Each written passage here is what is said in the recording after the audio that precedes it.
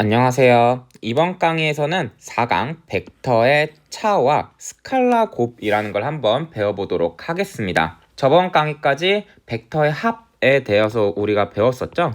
근데 벡터의 합은 벡터의 연산의 한 종류입니다. 근데 이 연산은 다시 합과 차 그리고 곱이 있어요.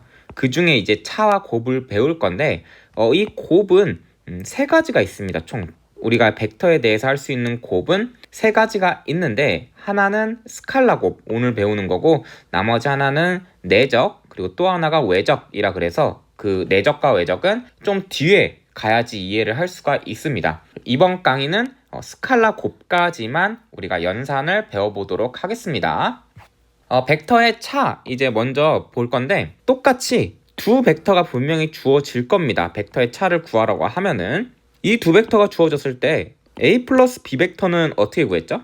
얘는 평행사변형을 그려서 요런 벡터, 이 C 벡터를 구하거나 아니면은 얘를 평행이동 시켜가지고 이렇게 붙인 다음에 이렇게 삼각형 법칙을 이용해서 구하는 법 두 가지가 있었죠. 벡터가 3개 이상이면 다각형 법칙까지도 있었고요. 자, 이번에는 문제에서 어떻게 나오냐? A 벡터와 B 벡터가 있는데 더하는 게 아니라 빼라고 문제에서 나올 겁니다.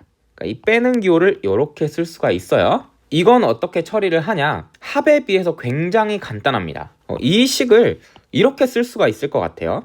A 벡터와 빼기 B 벡터, 빼기 B 벡터를요 더하는 겁니다. 이런 식으로 얘를 괄호에 넣어준다는 거죠. 자, 이렇게 해도 문제가 없겠죠? 그냥 7 빼기 3 하던 거를 우리가 7 플러스 빼기 3 이런 식으로 바꿔준 거랑 똑같습니다.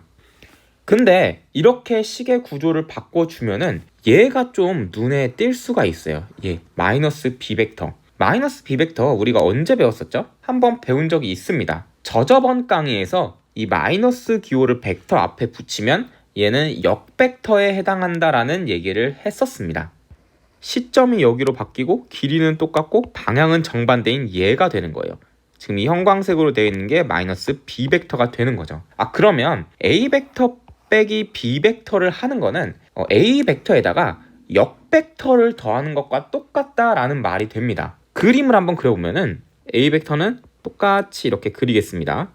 자, 그 다음에 B 벡터에 역벡터를 그리는 거예요. 파란색으로 요렇게 하는데 크기는 B 벡터랑 똑같고 방향은 반대여야 됩니다. 그래서 얘와 길이는 똑같고 방향은 반대예요. 자, 이러면 뭐가 좋아요? 우리가 벡터의 차는 뭔지 모르지만 이 합을 처리하는 방법을 알고 있습니다. 평행사변형 법칙 또는 삼각형 법칙이에요.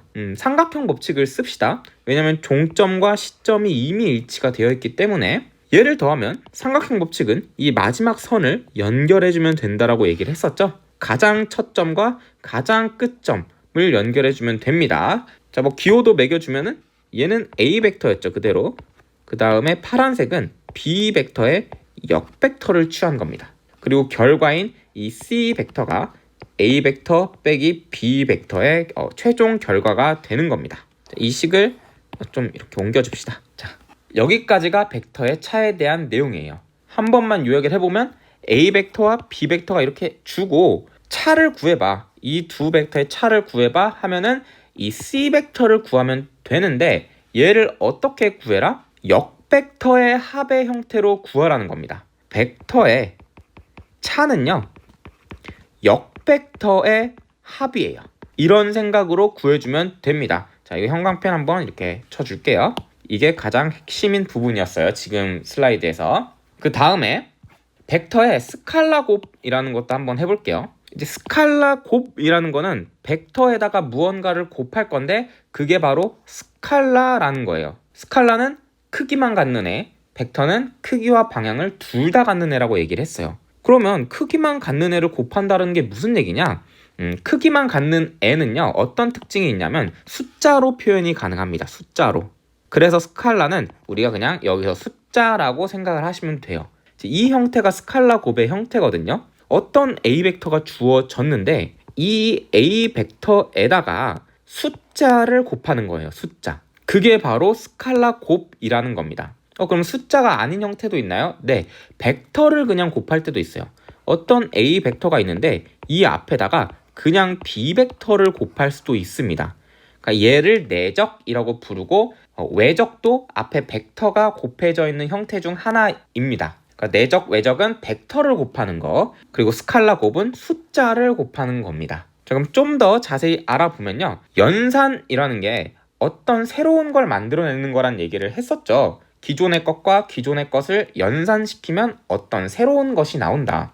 그러면 이 EA 벡터라는 것도 A 벡터와 숫자 2를 연산을 해가지고 나온 새로운 벡터입니다. 근데 벡터이기 때문에 뭐가 중요하냐? 크기와 방향이 중요해요. EA 벡터의 크기는 어떻게 되냐?